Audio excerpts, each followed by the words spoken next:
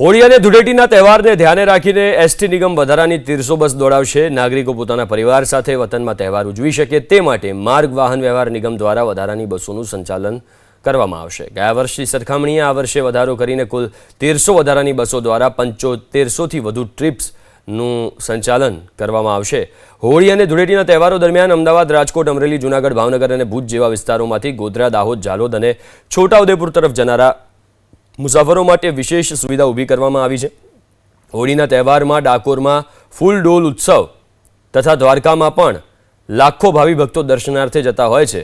ભક્તોને પરિવહનમાં કોઈ પણ અગવડ ન પડે તે હેતુથી દ્વારકા અને ડાકોર જનારા દર્શનાર્થીઓ માટે 450 બસો દ્વારા 3500 ટ્રીપો ફાળવવામાં આવી છે। આ વિશેષ સેવાઓ 27 ફેબ્રુઆરીથી 5 માર્ચ દરમિયાન કાર્યરત રહેશે।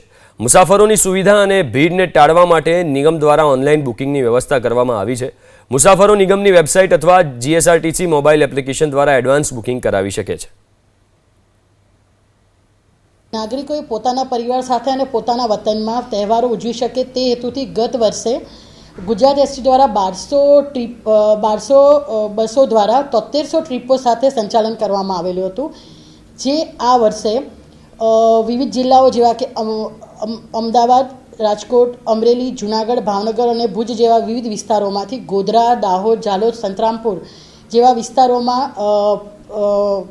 પેસેન્જરોને સારી સુવિધા મળી રહે તે માટે 1300 જેટલી બસો વડે કુલ 7500 ટ્રીપો સાથેનું સંચાલન હાથ ધરવામાં આવશે। વધુમાં ડાકોર અને દ્વારકા જવા માટે 450 બસો દ્વારા 3500 જેટલી ટ્રીપો સંચાલિત કરવાનું નિગમ દ્વારા આયોજન કરવામાં આવેલું છે।